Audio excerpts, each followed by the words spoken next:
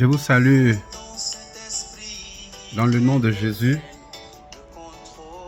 C'est avec beaucoup de joie que je partage avec vous cette grâce que le Seigneur m'a donné d'avoir. Vous savez, le Seigneur donne des talents à chacun. Et la parole de Dieu que quand le Seigneur nous donne ses talents, on doit le mettre au service du corps du Christ. Et je pense que Dieu m'a fait grâce d'avoir juste un simple talent. Et je dois faire ce qu'il me demande, c'est-à-dire de partager. Nous sommes dans la période de la Pentecôte. Et je voulais partager ce secret que Dieu m'a donné de comprendre. La venue du Saint-Esprit. Ma question dans ce partage, c'est comment avoir le Saint-Esprit? Comment je vais faire pour avoir le Saint-Esprit? Très souvent, on se complique la situation. On met un mystère autour. Ça devient difficile.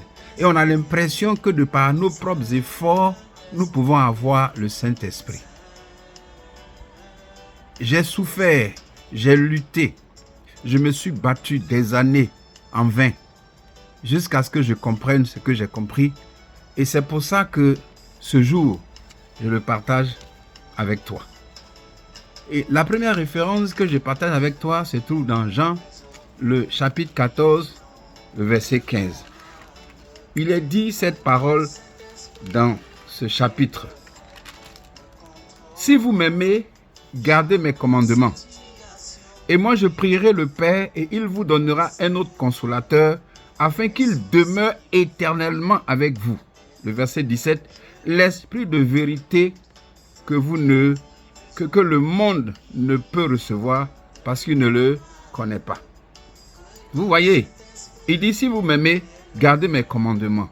Et moi je prierai le Père. Il est question de Jésus.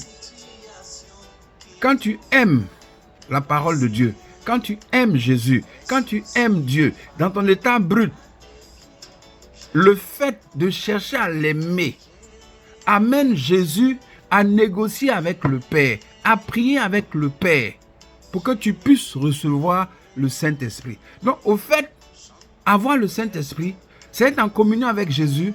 Et Jésus, voyant comment ton cœur est, il parle avec Dieu. Et Dieu renouvelle en toi un esprit bien disposé. Avoir le Saint-Esprit, c'est connaître Jésus. Avoir le Saint-Esprit, c'est accepter Jésus. Avoir le Saint-Esprit, c'est chercher à aimer la volonté de Dieu. Et Jésus négocie avec le Père. Prier, c'est parler, c'est négocier avec le Père pour qu'il te donne le Saint-Esprit. Et ce qui m'impressionne dans cette phrase, il dit « afin qu'il demeure éternellement avec vous. » Éternellement avec vous. Vous savez, la parole de Dieu, elle est un mystère. Et elle nous donne de la comprendre quand le Saint-Esprit se dispose dans notre compréhension. Lorsque, dans Genèse 2, 7, Dieu avait créé l'homme, la Bible dit qu'il souffla dans l'homme un souffle de vie et l'homme devint un être vivant. Dieu souffla dans l'homme un souffle de vie et l'homme devint un être vivant. En ce moment-là, l'homme avait ce qui ne finissait pas, c'est-à-dire la vie éternelle. Et Dieu a conditionné cela en disant, écoute, j'ai ta liberté, je te la donne, mais ne mange pas ce arbre de connaissance du bien et du mal. Parce que le jour où tu vas en manger, tu mourras. Alors le jour où nous avons mangé ce fruit, nous avons perdu cet esprit de vie. Cet esprit de vie nous a quittés. Et depuis lors, nous souffrons. Nous languissons. Nous gémissons. Nous titubons. Nous avons tous les problèmes de la terre. Dieu a essayé de compenser ça, prophète par prophète, homme par homme, femme par homme, jusqu'à ce que dans Joël 2, 28, il puisse faire une promesse en disant « Je vais répandre de mon esprit sur toute chair dans les derniers temps. » Et quand Jésus est venu, le fait qu'on l'accepte parce qu'il est la vie, il est engagé à prendre une décision, à négocier avec Dieu. Parce que d'ailleurs, il a même dit dans Jean 13, 14 et 15, quand il parlait avec ses disciples, il a dit, il est avantageux pour vous que je parte. Parce que si je ne vais pas, le Saint-Esprit ne viendra pas. L'esprit de vie que vous avez perdu dans les jardins d'Éden ne reviendra pas. Alors permettez que je parte. Et dans Acte 1, il va leur dire, ne quittez pas Jérusalem, soyez là jusqu'à ce que ça puisse descendre sur vous. Et Acte 1:8, il dit, c'est une puissance qui va descendre sur vous et à partir de là, vous serez mes témoins. Et quand on lit Acte 2, il est dit que ce jour de la Pentecôte, comme un souffle impétueux, comme un vent violent, le Saint-Esprit est descendu sur eux. Par rapport à la promesse, comme Pierre a dit, c'est une promesse que Dieu nous a faite, c'est une promesse que Jésus est venu nous concrétiser. Et ce jour-là, le Saint-Esprit est redescendu et nous avons vu que Pierre a eu la vie. Et ce jour-là, près de 3000 personnes ont été reconnectées pour avoir la vie. Donc au fait, la venue du Saint-Esprit sur la terre, c'est vrai, les miracles sont privilégiés. C'est vrai, les grâces sont privilégiées. Mais c'est tout simplement pour que Dieu renouvelle en nous l'esprit qu'on avait perdu dans le jardin d'Éden. Le souffle qu'il avait mis en nous, qu'on a perdu à cause du péché, Dieu est venu pour nous le renouveler. C'est pour ça que dans Jean 14, 17, il a dit, pour que l'esprit là vive éternellement avec vous. Donc, au fait, la valeur du Saint-Esprit, c'est quoi? C'est venu me reconnecter avec Dieu. Paul l'a dit dans Éphésiens chapitre 4, le verset 30. N'attristez pas le Saint-Esprit par lequel vous êtes scellés pour le jour de la rédemption. La rédemption. Le Saint-Esprit est venu pour nous reconnecter, pour nous redonner la vie. Donc, l'important du Saint-Esprit, c'est m'aider à communier d'une manière permanente avec Dieu pour qu'un jour je sois dans la vie éternelle. La présence du Saint-Esprit, c'est comme Colossiens 3, il est dit, votre vie est avec Jésus assis à la droite du Père. Et le jour où Jésus apparaîtra, votre vie aussi va apparaître. Donc, ce n'est pas une affaire de guérison, ce n'est pas une affaire de miracle, ce n'est pas une affaire d'onction, mais c'est une affaire de reconnexion par rapport à l'esprit que j'avais perdu. La parole de Dieu est claire en disant quoi? Les paroles que vous écoutez sont esprit et vie. Tu es esprit, je suis esprit. Mais j'avais perdu cet esprit par rapport au péché. Quand on lit le psaume 51, David, quand il avait péché, il dit, Père, ne me retire pas ton Esprit Saint. Ne me retire pas. Donc quand on pêche, automatiquement, on perd cet esprit. Or, cet esprit est éternel. Je le dis toujours dans mes partages que nous avons quitté l'éternité. Nous partons pour l'éternité.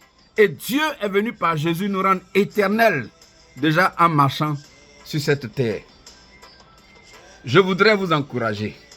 Quand on lit Jean 20, verset 22, à un moment donné, Jésus a soufflé sur ses disciples pour qu'un nouveau cet esprit de vie là repénètre encore dans leur corps. Donc le Saint-Esprit dans sa venue, la grâce que moi j'ai reçue, c'est que ce n'est pas seulement une affaire de miracle, ce n'est pas seulement une affaire de bénédiction, mais c'est une affaire de renouvellement de vie que Dieu me connecte pour que je marche avec lui. Pourquoi Paul a dit dans Romains 8 que tous ceux qui sont conduits par le Saint-Esprit, c'est eux qui sont fils de Dieu. C'est un renouvellement de communion. C'est-à-dire, la vie que j'ai perdue dans le jardin d'Éden, Dieu me reconnecte par le Saint-Esprit. Donc, ça m'engage à marcher fidèlement avec le Seigneur. Alors, je reviens sur ma question. Comment avoir le Saint-Esprit? C'est simple. C'est de chercher à aimer le Seigneur. De chercher à communier avec le Seigneur. De chercher à faire ce qui est bien.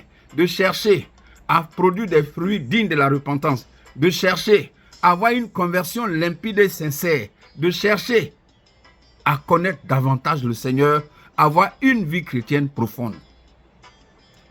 Pourquoi Paul a dit, au lieu de vous enivrer de vin, soyez remplis du Saint-Esprit. Parce que c'est une dose qui diminue. Quand tu n'entretiens pas le Saint-Esprit, quand tu n'aménages pas le Saint-Esprit, quand tu ne nourris pas le Saint-Esprit, il peut se sécher en toi. Donc la grâce de Dieu nous communique le Saint-Esprit pour que nous puissions continuer de marcher sur cette terre.